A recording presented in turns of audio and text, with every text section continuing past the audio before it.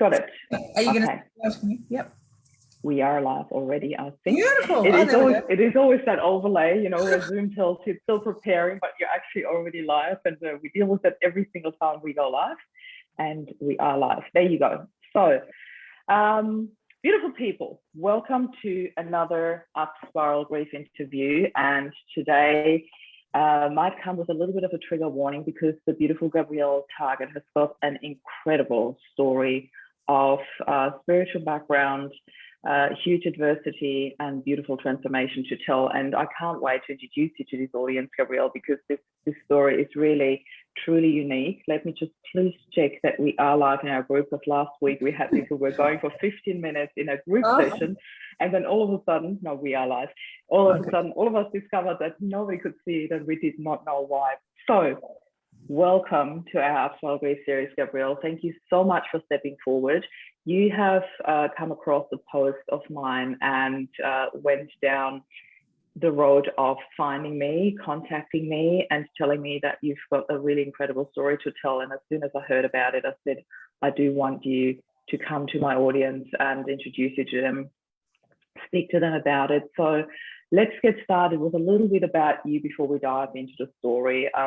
How did you actually find me? Like you said, you found a post and reach out to me. What made you reach out to come and say, I really do need to talk to this lady? I'd really love to hear that.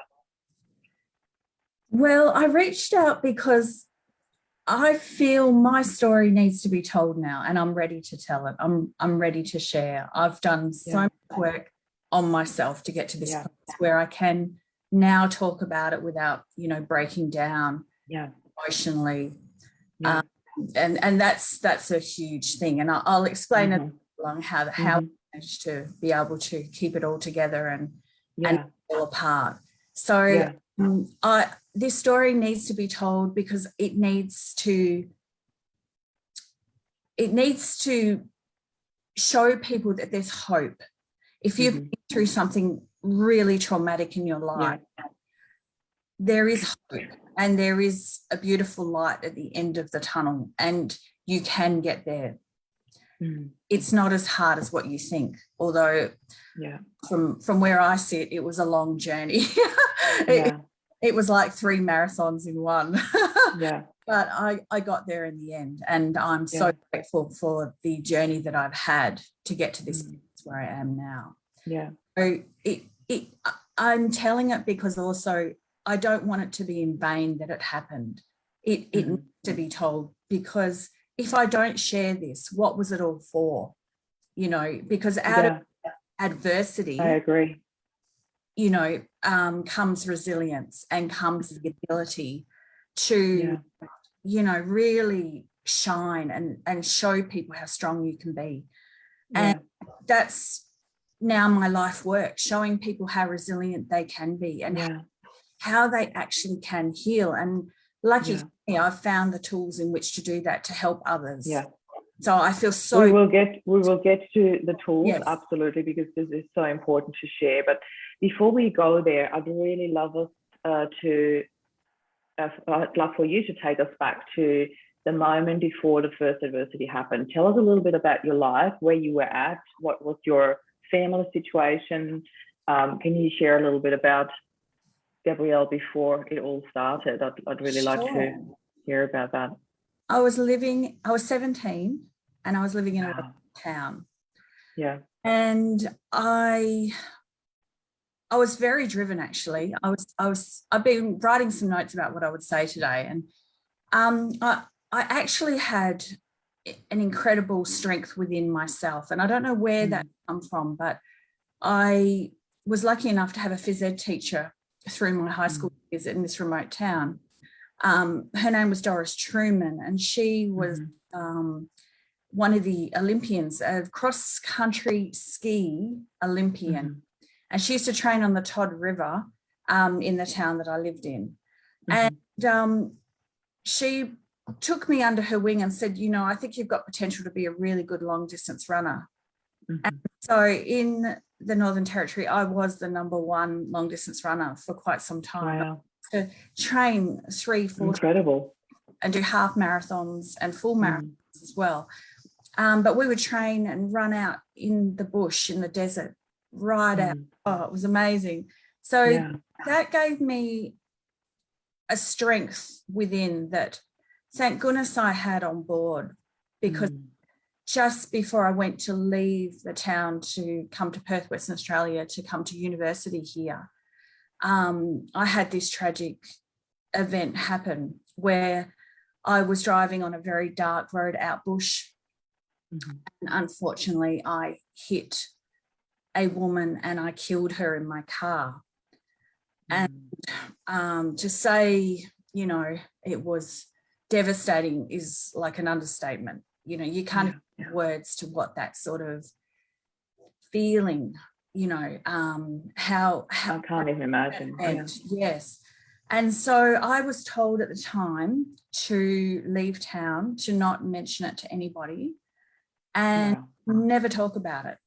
So I buried that secret for 33 years.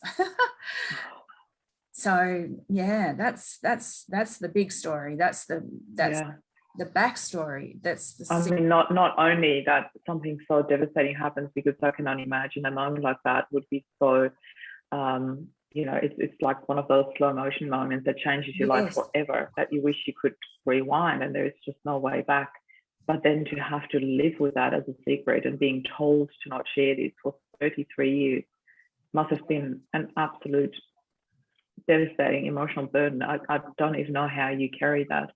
Who did you have to support you? So you had not one single soul in your whole life that you told this story ever? Not your closest friends? Well, unfortunately, I had my best friend in the car with me.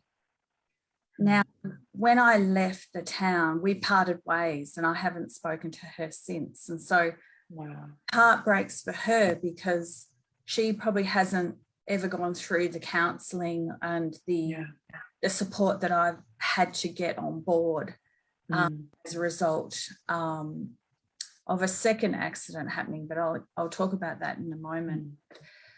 I think she, equally like me, would have suppressed everything and not spoken about it, because we were both so young and we were both so traumatized. Of course. And you know, trauma comes in all shapes and sizes, but to have an experience, an accident at such a young age. So there's a few ways you can cope with this. You know, some might go to medications, you know, pharmaceutical medications. Some might go to drugs and alcohol. For me, because I was already so driven, I became like an A-type personality. And when I got to Perth, I, you know, joined every fitness club I could. I was teaching fitness classes, you know, sometimes 12 fitness sessions a week. You know, I went to uni. I just became so driven. At one point, I had 8 jobs, and I would just drive from place to place and work different jobs. I just couldn't stop, because if I stopped, it meant that I had to think.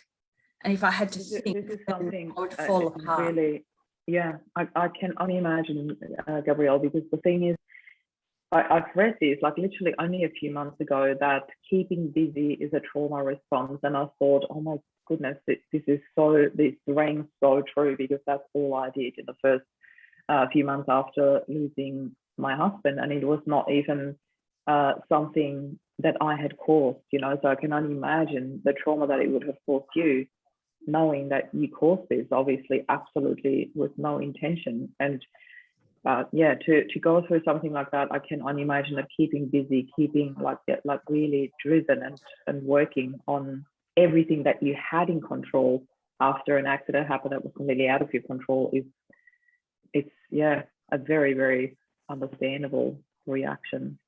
Yeah, so I ended up in top sports. I represented Australia in dragon boat racing at the World Championships, and I ran half marathons. I joined the surf club at a top level as a ski paddler. Everything I did was always, you know, at the top of the top, because it's just so driven. But I think my training back in the Northern Territory set me up for that, because I was competing at a high level at a very young age, but I just couldn't stop. it was, obsessive compulsive, I guess you could say. Yeah. And I went on to go to university and to become a phys ed teacher. I'd always wanted to be a phys ed teacher. And so my dream came true and I joined university here, and it was absolutely fantastic. And of course, using my mind in that way at university was brilliant, because everything was a distraction away from the actual secret that I held. So everything that I did, as long as it had a form of distraction from my mind, excuse me, mentally, I knew I was going to be okay. Couldn't go near drugs and alcohol at all. Didn't want to, but if I did have a few drinks when I was out, I felt my guard would drop. And when it did, it was pretty messy.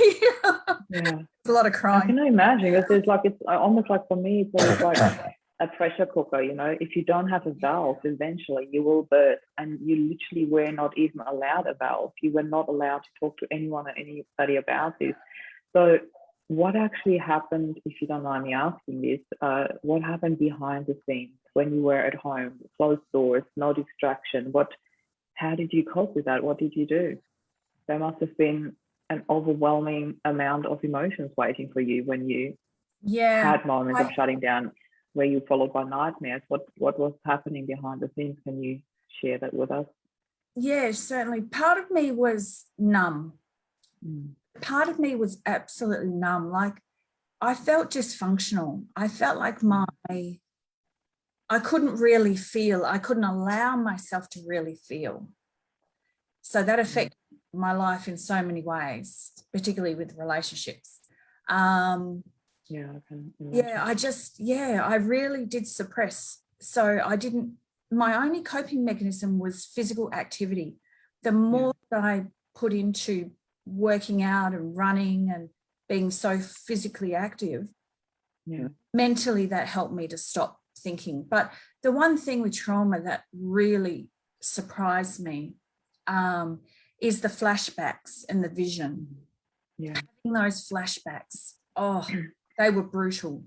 And then, of course, the flashback comes the physicality with that, feeling sick and nausea and, feeling just revolting. And that was the tough part, because I couldn't get rid of that. Nothing helped that. So that was the one thing that really was hard to cope with over time. But I was very fortunate I was happy. I found a way to be happy in my life, being successful, with all my pursuits in the sporting arena and physically. And then I had this amazing opportunity to go to Japan and live in Japan and work as an outdoor education instructor. And that was sort of a pivotal event for me. It was a life-changing experience, because while I was there, I got to meet all these amazing experts in the world in the area of water birth and baby swimming. I trained in baby swimming. I was there.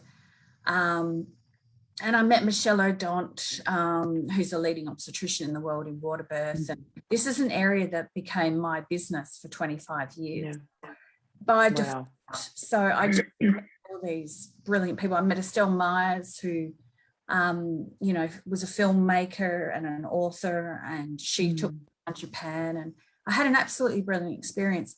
While I was there, though, I did get very sick, and I ended up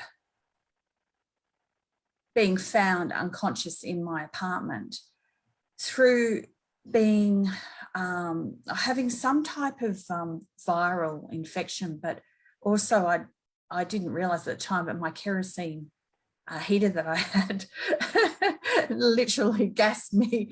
Oh my God.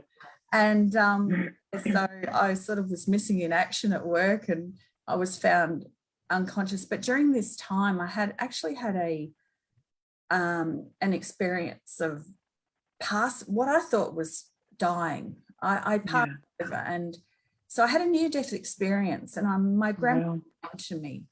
And so I've, as well as all this physicality stuff going on in the background, me being very physical, and my job was very physical in Japan as well, I have always been very connected to the spirit world and spirit, and at 18, I was told that I would be very psychic and clairvoyant if I chose to use these skills, I could. Now, my grandmother actually came to me and said the same thing. And because I said to her, you know, her name was Lydia, and my dad used to call her Billy Lid. And I didn't know that was her nickname my dad gave her. So she said, ask your father. You need to ask your father, dear. And she's English, you know. Ask him what my nickname is. So I did end up asking him. I rang him, once I got better, and sure enough, it was Billy Lid. And I said, it is Billy Lid, isn't it, Dad? And he's like, yes. I said, yes, your mum came to me. So yeah, it was a beautiful experience. And she said to me, look, you're very ill, but you are going to heal from this, and you've got a lot of life to live. And the future, if you want to help people heal through through clairvoyance and being able to see what's on for them, you will be able to do this just as I have been able to do this. But it's a choice.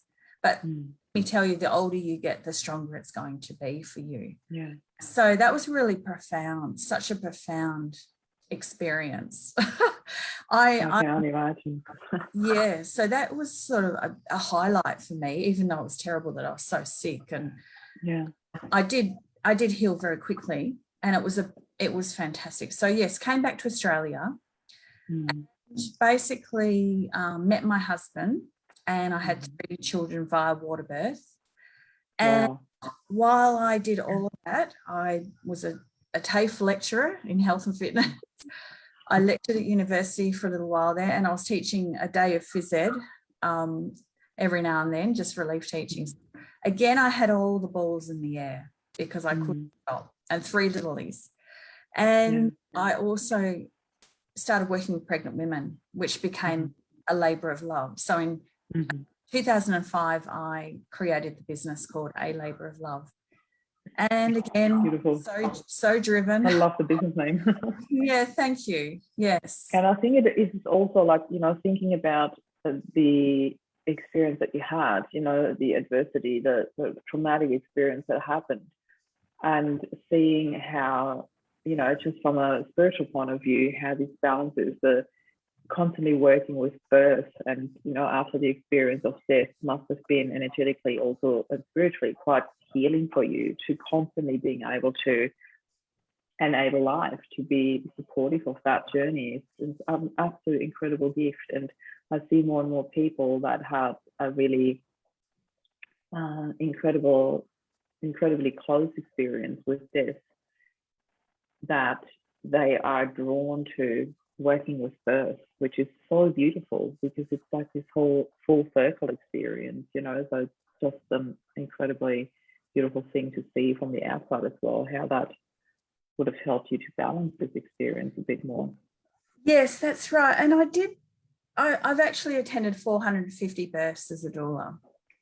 Wow, not counting, but that's over 25 years. So it has been a labour of love. Truly, it was a labour of love. Like, it was my heart work. And the thing about it is, I felt that every baby I was assisting to come into the world was redeeming myself of this terrible trauma, was somehow giving back to the world. But as you and I both know, it actually doesn't work that way, because, of course, you know, fast forward to 2016 and the exact same accident happens again, but only this time I ran over and killed a man. But going back to a labour of love, it truly did help me heal at that time. And interestingly enough, I trained as a hypnosis practitioner to help women with birth trauma.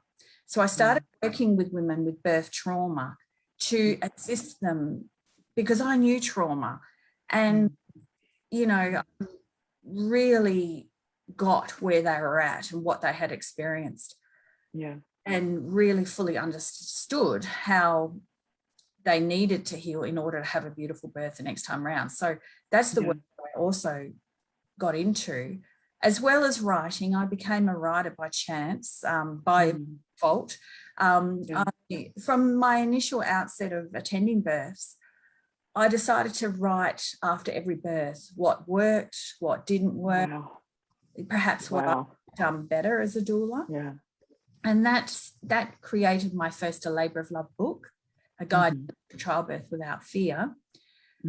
And based on Grantley Dick Reed's book, which he wrote in 1940, and then became friends with his son, Lee Dick Reed, and he gave me permission to use all of his quotes and, images and those sorts of things beautiful. Throughout my book, which I was so blessed.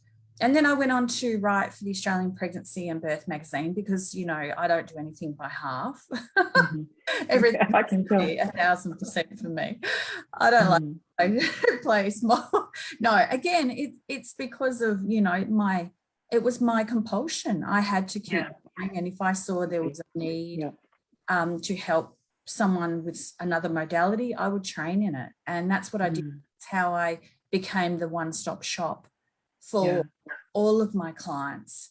And along the way as well, I seeked out mentors, spiritual mentors, people like Bob Proctor. I worked with Bob Proctor for 14 months in one of his first original coaching programs. So I used to actually send the phone to him every week. Wow. And he helped me to write my first book and create a product range for pregnant women, and to record my CDs, my hypnosis CDs that are on iTunes, also all of that stuff. So I was lucky, but I was constantly seeking. And it just, because I felt, I didn't feel whole and complete. There was just always... There was still something that was unhealed and that was left over to deal with. And so from an outside perspective, because Gabrielle, you and I literally have never met before, we had a couple of text message conversations and I told you straight away, yes, I want you to come and share your story, because I could feel instantly how big and how impactful that would have been, in particular knowing the modalities that you were trained in. And we will get to that a little bit later anyway, but I really do want to finish with this story first, because it's just so compelling. It's just incredible how your whole life went from being 17, having, the world was your oyster. You were like driven, you were extremely successful with your running, you had a very, very promising career ahead of you, and then the first accident happened and it literally kicked you out of home, more or less, like you had to leave town, you had to start from scratch, like someone completely different at the age of 17, leave your best friend behind, never talk to her again. You went through all of this distraction, which was highly successful for you in terms of career, etc., and outside world. But on the inside world, there was still a whole lot of brokenness. So we're like now 26 years down the track, and you've done all these modalities and new trainings and helping 450 births, which is incredible. Yet then the next accident happened. Can you talk us through that? Because I know that you've been training in this modality, and I believe that came before the second accident. Is that right? Yes. Oh, no, after. Okay. Well, yes, then please let's talk about the second accident first, and then I'd really love to talk about that there is a happy ending, and there is a happy ending. A very, very bizarre term to use after running over two people, but bear with us because we do understand there are a lot of triggers in this story, but we do want to walk you all the way through. So Gabrielle, talk us through the second accident. How on earth did this happen? The year prior to this happening, I'd reached the pinnacle with A Labour of Love. I'd actually opened my own centre here in Perth, Western Australia, because I always wanted to put everything that I did under the one roof. And I ended with 11 staff. So, a chiropractor, I was ready to have a physio come on board. I had a naturopath, myself, childbirth educator, hypnosis practitioner, pregnancy masseuse. I had it all going on. This centre was beautiful. Yeah. And one of the things that I have been able to do over the years is manifest very easily. Oh, I'm sorry, I've got really bad hay fever today and I keep rubbing my sorry. My eyes are running. My nose is running. I'm sorry. Oh, poor thing. I've been sneezing. All the flowers are coming out. So sorry if I keep doing this. It's Okay. So yes, I'd reached the pinnacle. Like that was my dream and my goal for over 25 years, was to have my own center where I could just be of service to pregnant women and women post-birth with their new babies. And the center had been going for a year and it was amazing. And my best friend, who I was pregnant with 25 years previous, her daughter was diagnosed with Marfan's syndrome and was given 3 weeks to live. And this was 3 weeks prior to the accident. And so I literally dropped everything and was by her side to see her daughter through the 3 weeks that she had to live before her passing, which she passed a week before her 15th birthday. Okay. Oh, wow. Yeah, which was devastating, absolutely devastating. And it felt like one of my own children had passed. So that 2016 was a tough year. And so fast forward 3 weeks after that, my girlfriend's daughter passing, we had gone to have a lunch by the river at a beautiful restaurant. And we were sitting there and laughing and crying and sharing our life, which, our stories, where we were at, all of that. Because one thing I do know with trauma and with, people passing and grief, you need someone that you can just sit there and cry with. Yeah. And I for my girlfriend, and I feel so honored that I could be there for her during this time.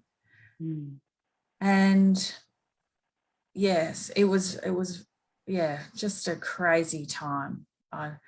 That's really all I can say about that. But unfortunately, on this day was the day that I ran over and killed this man. So Natalie and I had gone shopping for food, and I dropped her off to her house, and I was on my way home, and unfortunately coming down another dark road, no lighting. There was a car off to the left-hand lane, lights flashing, so the car in front of me and myself pulled into the right-hand lane going down a hill.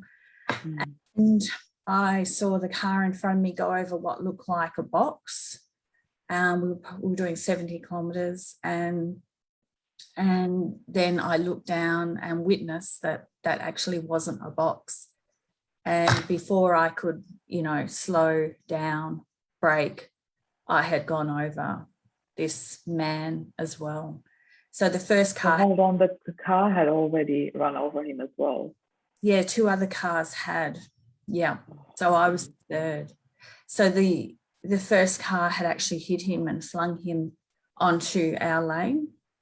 And then the car in front of me hit him. And then I witnessed their back wheels. And then I myself go over. Yeah. So it was that everything. I'm speechless. As I said, I knew nothing about the details of your story, but 3 people running over this man is incredible.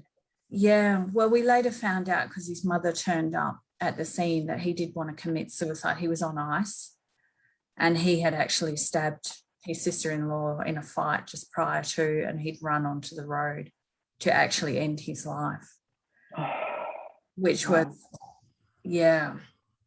And unfortunately, she said it in a way that was like, okay, darlings, don't worry, And for me, I went into rage, because I said to her, we have to live with this for the rest of our lives.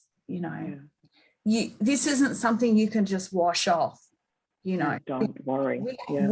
And I felt terrible for the young girls that were there.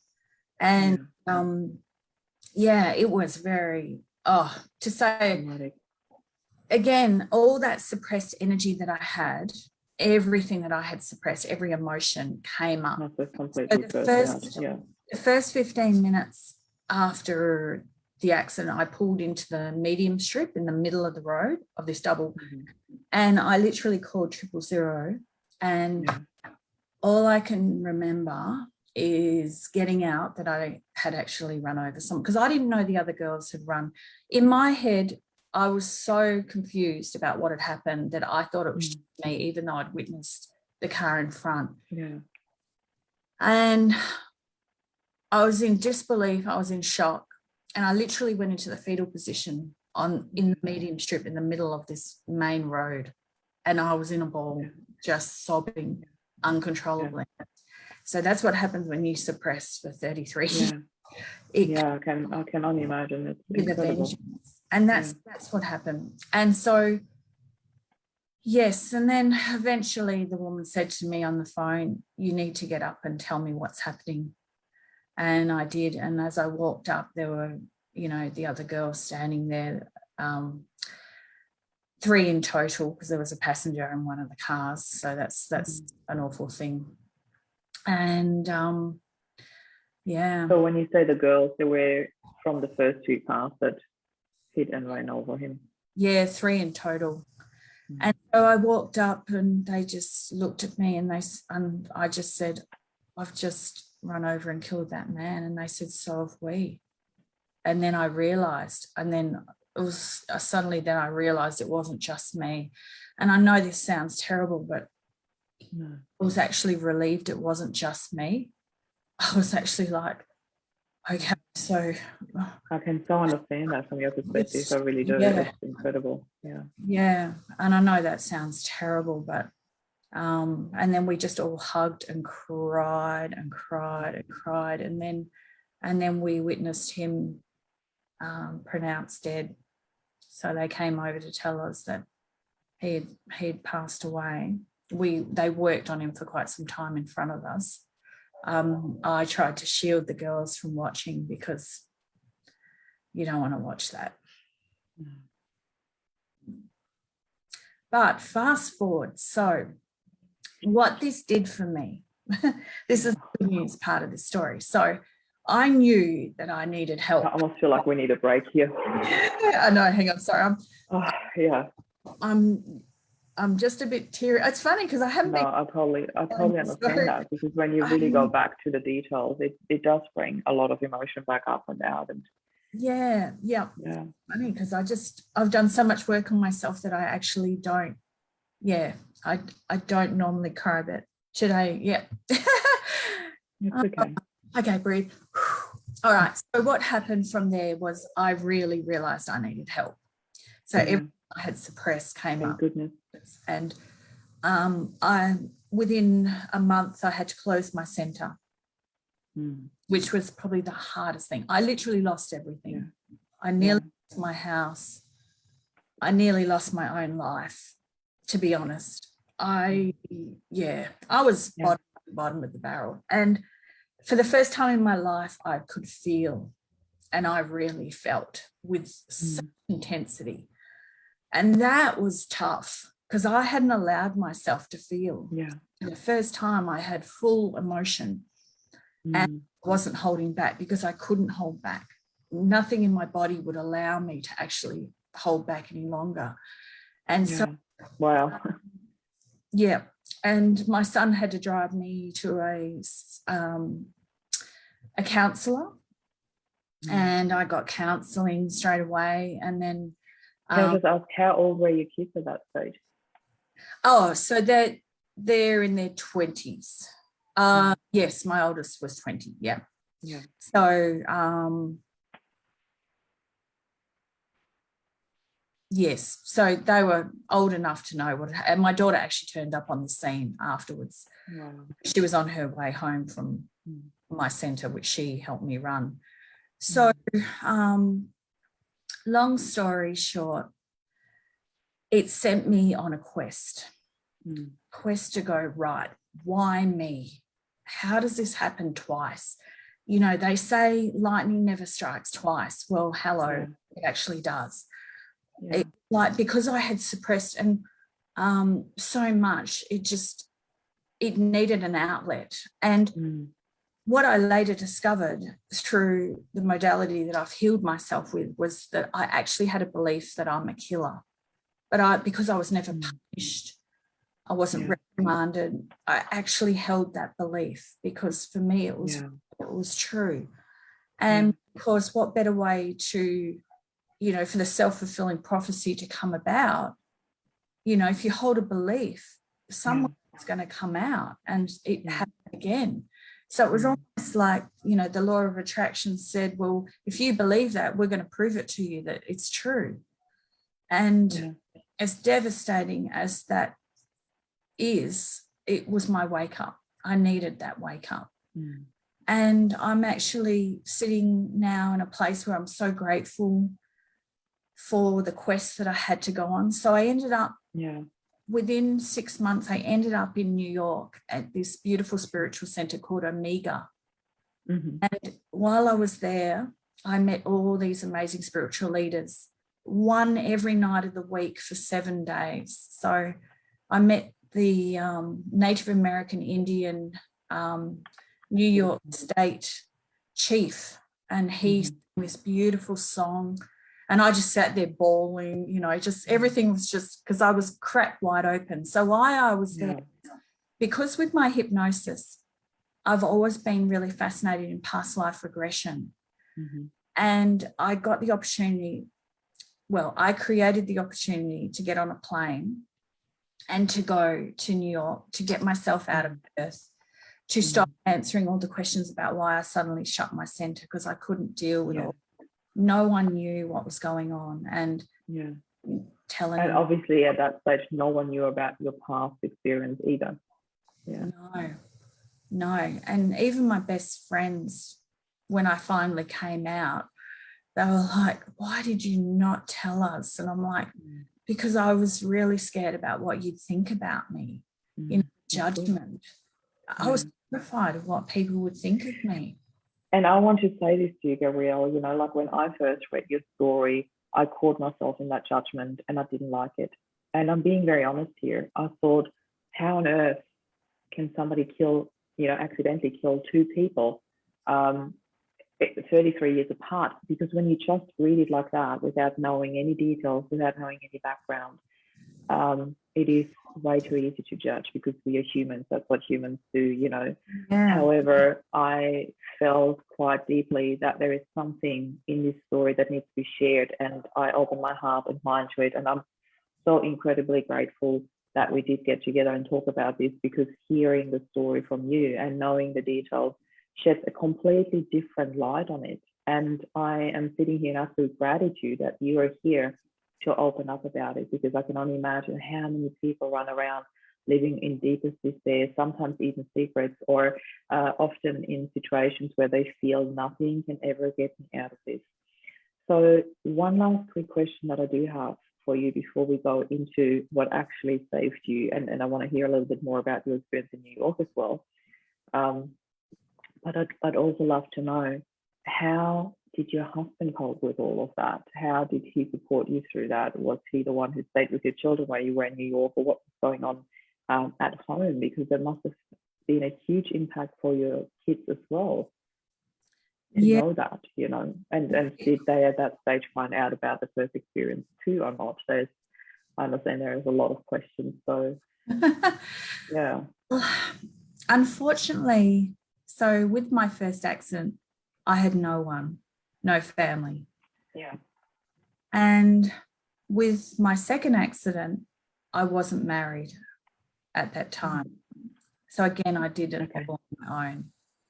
So I've really had to dig deep to come up with this, because I haven't got any family and no support.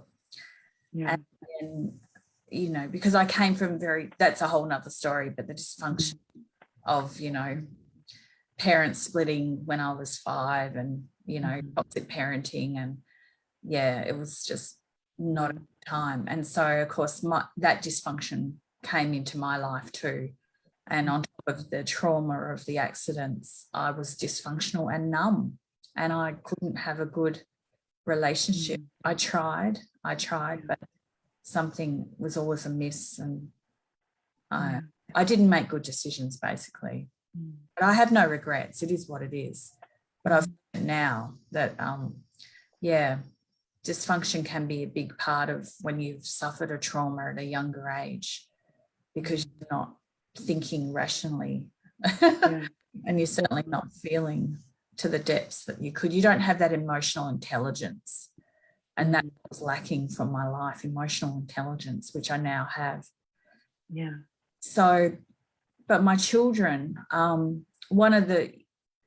do have regret about my daughter turning up on the scene just after the accident happened. And I do have regret that my son, who was training to be a car mechanic, hosed off the bottom of my car, which, and he mentioned this to me the other day, because he's 24 now, and he's actually just moved back in with me. And he actually mentioned that to me the other day, and I didn't realise the impact that had on him. So I do have regrets about that. I wish that they didn't know, again, anything about any of that, because they were equally as devastated with me. They could see how much I was suffering during that time, because they were living with me full time. So, and I was a single mum. So, they got to see it all. But I guess in that, they also came to realise that we're all human, and they'd gone through a lot of death, though, because a lot of my girlfriends have died of cancer, and so they have been to a lot of funerals. They've had a lot of death in their life, so they weren't immune to what that's about, and the grief. They have seen myself grieve, and they have grieved for their friends' mothers that have passed. So we've had a bit of that in our life. But going back to my story, so I ended up in New York, and I ended up training with Dr. Brian Weiss. And so we were under hypnosis three times a day, and I just was in hyperdrive with going through and processing. And I was there because I was searching for answers. I wanted to know why me? And I actually had a beautiful consultation with Dr. Brian Weiss as well while I was there. I shared my story and said why. And he had some pretty profound things to say to me, which really did help me. And I think that I got to probably about 60% of my healing to, because in my head I right, what does 100% look like for me? And I got to about a 60%. I'll tell you an interesting thing that happened there, though. He did say on about day 5, be careful being around people that are negative, and not that any of us were there, but you're cracked wide open now. You've been you've been in an altered state for 5 days on and off. He said, suppressed emotion can come up. You can feel quite, vulnerable. And I had never really been vulnerable or had anything come up. Because strength was your automated character. That was your go-to option. Yes. So I found myself walking in the forest that was next door. I said to myself, I need to go and ground. So I swam in the lake, had a beautiful swim in the beautiful freshwater lake with these beautiful turtles, which I did every day. And then I thought, right, I'm going to dry off and I'm going to go walk. And then, it was just so beautiful. It was the most incredible thing. But I found myself in there, and I started thinking about everything, and I started really processing. And the next thing, I found myself in the fetal position by a river, just sobbing uncontrollably. And it was, again, the pressure cooker, the valve had come up off the pressure and a bit more was purging. And I literally had the biggest meltdown of my life. I ended up screaming and raging. I could hear myself like I was on the roadside that night.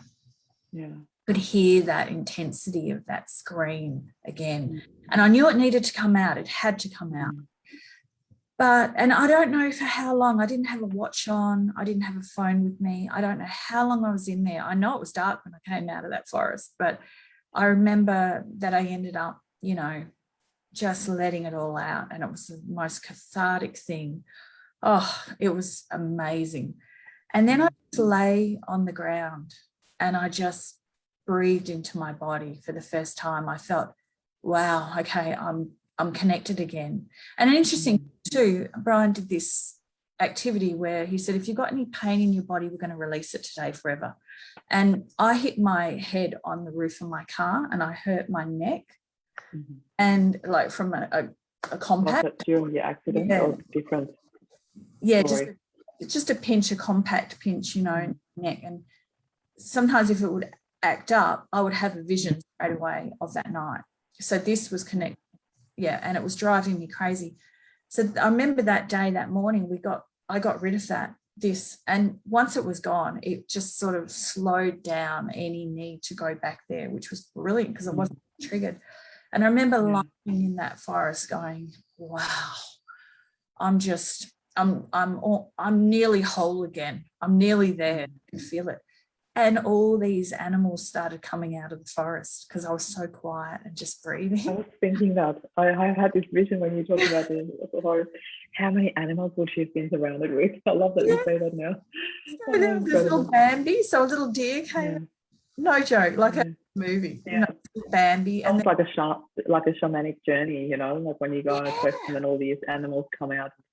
It's incredible. It's so beautiful.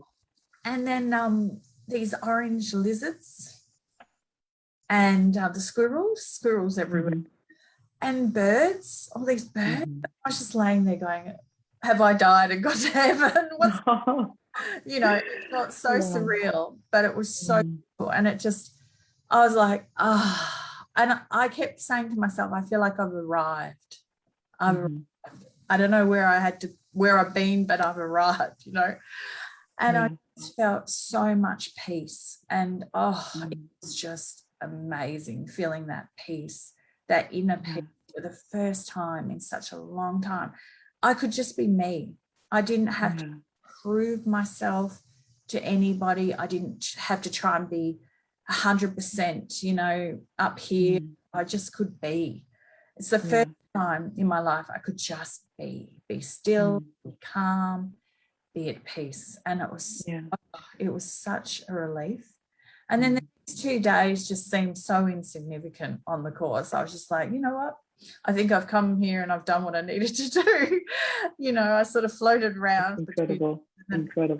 And then I returned back to Perth, and I, again, worked with women just, on a very low key level. And then I decided that there was still something missing, I have to say. There was still that 40%. I was still having images, still couldn't drive on that road. There was still something there. There would have been a lot of triggers, like driving at nighttime. That would have been a nightmare for you. I can only imagine if both accidents happen at night. I'm not a huge fan of driving in the dark because I feel that my vision is not that bad, but I really feel when I drive at nighttime that I don't feel as safe as in terms of vision. And I always got my husband to drive at nighttime because I really didn't like it. But now that he's not around anymore, this is me, it's me, and that's my life. It's me, and I'm okay with that. Yet I really do not like driving at nighttime as much, and I can't even imagine how you would feel having had both these accidents happen on a dark road. How you ever get that safety back or that confidence back. That's the word I was looking for, that confidence of driving at night and being okay. Well, it wasn't even driving at night, it was driving in the day. And of course the road where it happened, the second accident, is just coo-wee over that way, and it was tough. It took me a long time to be able to drive on that road again. But fast forward a year, I decided to take myself back to the country town where it first began, because I thought that was the key. And I found myself there for a year, just seeing what unfolded. I wanted to go back and feel as an adult what it felt like to live there, and to try and heal what it was that needed to heal, because I thought that was the last. Incredible. I found myself, I took my bike, my push bike, my trusty mountain bike with me, and I ended up riding almost every day out into the desert. And I did so much healing out there. It was brilliant. And then part of me wanted to train. I wanted to give back. I wanted to become a counselor or something. I just knew that I wanted more than just hypnosis as my modality. So again, I went on a quest to go, right, what's the right fit for me that is going to help others? And it was actually while I was back here in Perth staying with my children that I came across Creatrix. And because I'd been searching all sorts of, degrees, what did I want to do? I didn't know what I wanted to do. I just knew I wanted something. So my laptop kept opening. Sorry, every time I opened my laptop, Creatrix would be on the screen. And I was like, what is this? What is so giving a call? And they said, look, you're not going to believe it. We've got a course in 3 weeks. And we'll do an interview with you, and if you're the right fit, we'd love to have you on board. And that was another pivotal experience in my life. And how perfect of a fit are you for that? Because knowing what Creatrix is, anyway, I want you to tell this story. I'm quite aware of timing. We've got about 8 minutes left, even if we do go over a little bit today, but I'd really love for our audience to hear about, in a nutshell, what is Creatrix? Can you explain that? Because when I first heard about it, I thought this is incredible. I know 2 people who are trained in it. One of them used to be my client, so I went through this whole thing with her while she was training. And tell us a little bit about Creatrix and how it works. Well, it's a life-changing modality. It changes your life completely. That's what I need to start with. It just, I've never looked back, and I'm completely reset. It reset and renews your life, your beliefs, your emotions, the statements you've held. And it literally does it quickly, and it does it permanently. So it's an eye close procedure. It's not hypnosis. It is powerful in that it uses reciprocity. So what's taken out is replaced with a better version. It's gender specific, so it works brilliantly on women. It's designed for women and the way that we are wired. It is fast, it's profound. You get these life lessons, these learnings about how you can live your life according to a new code that no other modality that I know of gives you. And that's profound in itself. So that's the gold. That's the gold right there. How I explain it is 2 analogies. So you have an onion, and you work on all the things that you believe are holding you stuck and stopping you, suppressing who you are, stopping you being your authentic self. And you peel those layers off of the onion. And so you get, layers go, each session, approximately 5 things get Creatrix out. And 5 could take out smaller ones as well, because they're all connected. We don't know how they're connected, but you might have a chain of emotions that are all interconnected, and you take out the big one that's really stopping you and holding you stuck and back in your life, and that could knock out a few of the smaller emotions that are attached to it. So it's all done on a measurement scale of 0 to 10, and how intensely you feel things, and how intensely you believe, and these statements that you hold, what you think about those. So as you take the layers of the onion off, you get to the core, and the core is the stuff that we often are in denial about, and we're called hidden. And once you hit that, it's the jackpot, and that's when women have a breakthrough, when they, wow, I feel like a completely new person. And it's also about, the other analogy I use is defragging the computer. So in our brain, we've got all these files. A lot of them we've taken on from childhood, from our parents, from our teachers, from mentors, or people who sat in a position that impressioned us when we were impressioned. And we didn't think we had a choice to take it on board, but we did. And that's okay. No judgment. It is what it is.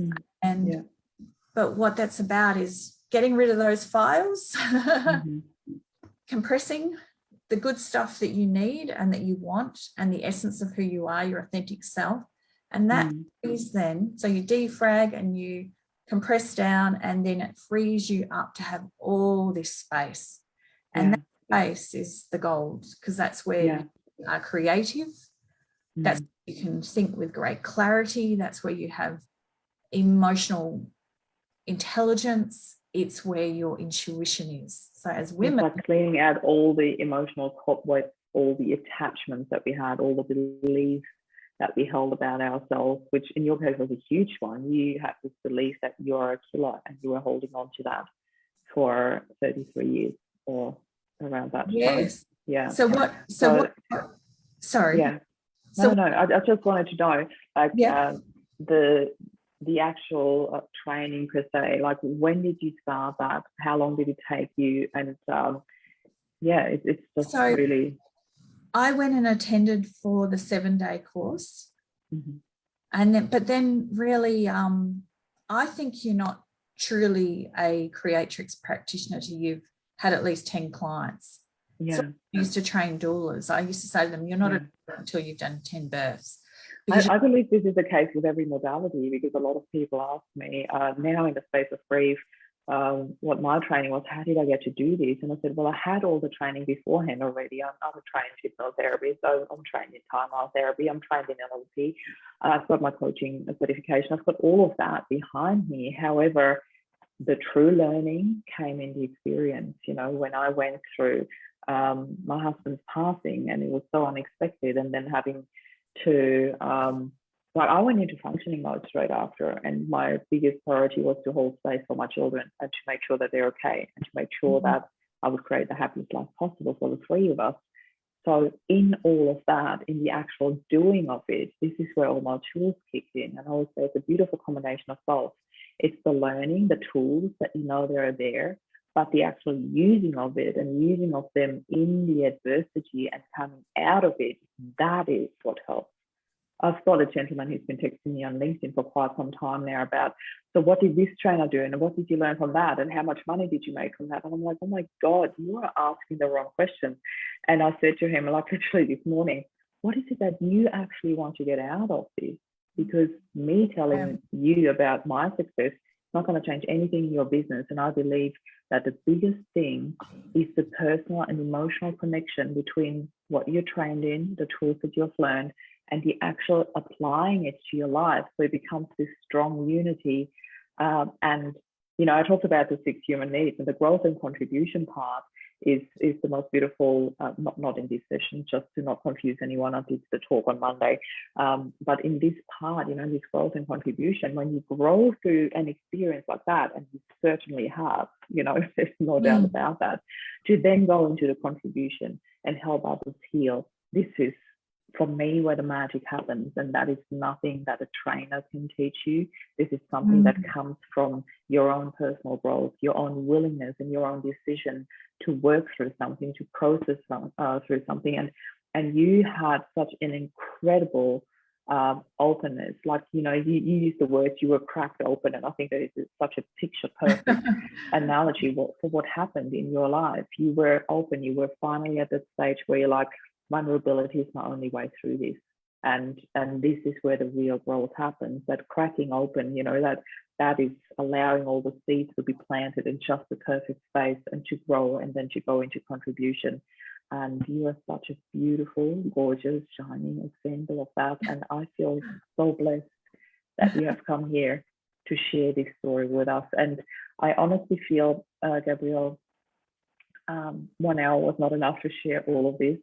I know that we are like now exactly on the hour, and I'm thinking there might be a part 2 where you can come back and we share a little bit more about your journey, your modalities. How do you feel about that? Yes, certainly. Yes, because I'd love to share how now, as a transformologist, that is when you work with Creatrix, you're a transformologist, which basically means transforming someone from where they're at to the new reset version of themselves. That's how I'm giving back now. I'm passionate and dedicated to using this story for good. And I'm Incredible. a great example of how, and I've been, as I shared with you, my journey of always searching and looking for how to heal, and Creatrix has certainly done that for me 100%, and I have never looked back, and it's been such a blessing, and I feel so honored that I get to do this now with others, with other women, because it's only women I work with, and I help them reset and renew, and it's just so. And can I ask, this modality can be done online as well, is that right? Oh, absolutely. Yeah. You can be anywhere. So what I would love for you to do is, like I always ask people that are generous enough to share their time with us here, to please share links, contacts, you know, if you have a website, if you want to share your LinkedIn contacts, or whatever it is that you want, how you want people to contact you, to share your links below the video so people can find you easily, and let us know how we can get in contact with you. For those of you listening here and feeling, wow, I really need to connect to Gabrielle, please do so. I feel that you would be in excellent hands with that. And Gaby, would you like to conclude this interview with any final words? Is there anything left that you would like to share? Yes. I want to say, I think there's a myth around trauma that you have to suffer and you have to put up with the anxiety, the sadness, the grief, you know, the regret, any emotion that goes with it. I mean, there's some of mine. No, but you don't have to. Just know you do not have to. If you've had enough, and this is where Creatrix is so powerful, you have to have had enough of everything, and you want so badly, you do anything to get out of this mindset, because it's about mindset. And you may have tried all sorts of modalities and all sorts of things, like I did. Constantly I was searching. You have to be ready to just go, enough is enough. You know, if anything, to just be so clear and focused and not have that chatter, the visions, the memories. Oh, look, no, let me say, the memory's still there. I still remember, and I can still see it if I want to, but I don't need to. There's no reason to. And so that's the gold here, in that. But the haunting stops. It's like the memory is still there, but the haunting stops, and the not being able to deal with it. That's it. That's it. So just know that there is a modality, and I can certainly help you if you have had enough. And that's gold. And I think the hardest thing about what it is that I do is that women often don't believe that there's a modality that can help them that greatly. And there is, and I'm so glad I found it, because here I sit just so at peace in my beautiful house that I didn't lose, that I have, that's a couple of 100 meters from the beach, and a massive bushland over here that I walk through every day with my dog, and just having a beautiful life, beautiful clients, and you can turn your life around as well. Like from the depths of despair, you can come back, and I'm proof for that. I am so grateful that you shared these final words, because this is exactly a huge thing. You know, this is another whole topic, but I'm really grateful that you chose that to conclude this interview today, because that is really society's expectation, you know, that we have to live with that. This is the price we pay. You know, when I see these memes, grief is the price we pay for love, I don't agree with that. I do not agree with that. This is the very reason, one of many, why I started Loving Life After Loss, because I feel this is the space we are supposed to be in, the loving life space. And I am so grateful that you came here and shared your story today. I was really wondering about, wow, this is incredible. How is this going to go? There'll be trigger warnings. But having heard your story now, I feel nothing but gratitude. And I'm really so happy and so glad that we had this time together. And I really, truly feel this is only the beginning of a lifelong connection with you and I, if I may say so. I really feel so humble and so grateful that you came and showed your vulnerability, shared your story with us so openly. I am really, I can only come back to the word of gratitude. My heart is overflowing with it. And I want to thank you for your time, Gabrielle. Thank you so much. For everybody else watching this, please feel free to reach out to myself, to Gabrielle within the group here. You can ask questions in the comments. She's in the group here, so she can come back. These are happy tears. Oh, thank you Now so I much. feel. I just want to give you a big hug now. Thank you so much. Thank you, everybody, for watching. And Gabrielle will be sharing her link so you can contact her. So have a beautiful day or evening wherever you're watching from. This is Gabrielle and Marie signing off. Bye for now. Thank you. Love your way, everyone. Thank you. Bye.